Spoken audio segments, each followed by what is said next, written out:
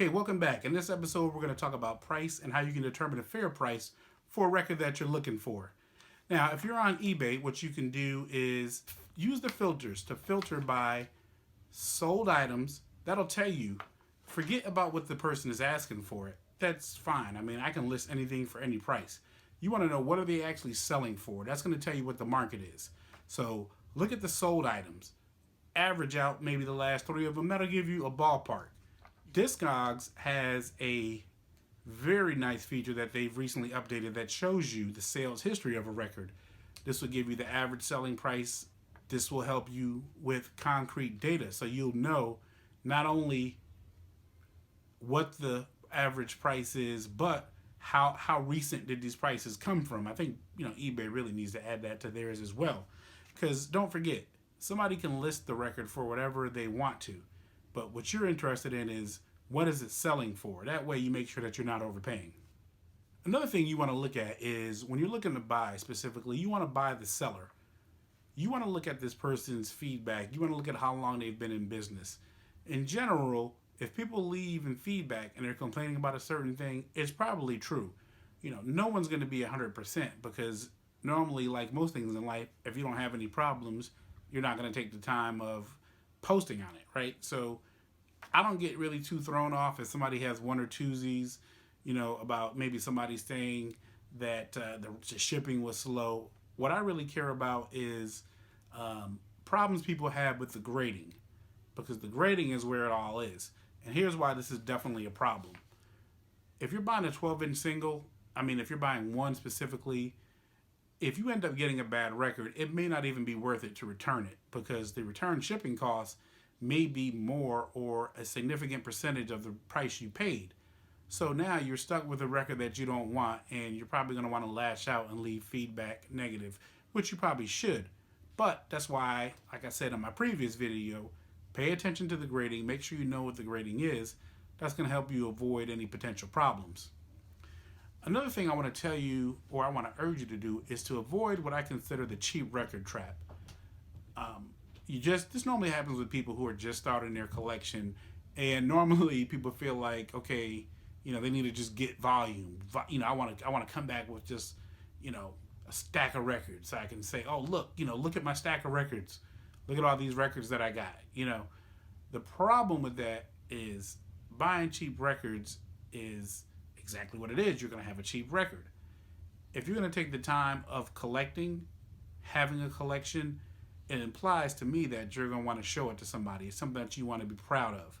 So why would you want to show someone a record that's, beat to hell, the cover is water damage? That's just not a good look. I think that if you're going to go ahead and build a serious collection, go for things that are rated very good plus, at the very least very good. Stick in that area. Yes, you're going to pay a little bit more up front, but if you ever want to sell that later, you're going to have a much easier time selling that record. Now, if you're just getting them to rip them onto digital or something, and they're going back in a crate somewhere, you don't care, makes no difference. But as a record collector and seller, I always want to go for good condition ones. I want the original pressing. I don't want the reissue.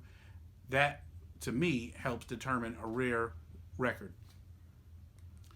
Something else to think about is if you're buying, don't be afraid to ask for a discount. If you're buying from a person and you're spending like $80 to $100 on records, I think it's reasonable to ask for, maybe 10%, since you're moving a lot of merchandise all at one time. That helps them turn over their inventory. I think that's a good deal. Worst case is they say no, that doesn't cost you anything, and I think that if the records they have are listed fairly, then most of the times they'll say, well, I've already discounted them. And I do that also. I have people ask me for discounts. Sometimes I will, sometimes I won't. It just depends on, what it is they're buying. Do I really want this? Am I trying to get rid of this or not? Something else that you want to consider is when you're buying records from the UK or Germany or the Netherlands. Now, those international shipping costs can be around $20. For a lot of people, that's the deal killer, but not for me. What I'll do is I'll say, okay, Let me find somebody who has 3 or 4 things that I want, specifically things that were only released in the UK. Now, if I find a seller who has 2 or 3 records that I want, and they have a good price on them, I'll definitely do multi-item. I'll buy those 3 records. Sure, I'll pay the $20, but guess what?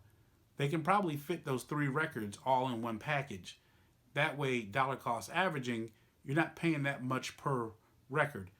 Now you have a rare record because somebody else who's looking to buy that record, they're not going to want to pay that expensive international shipping.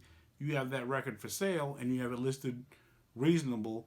It just gives you, it makes your listing a lot more attractive.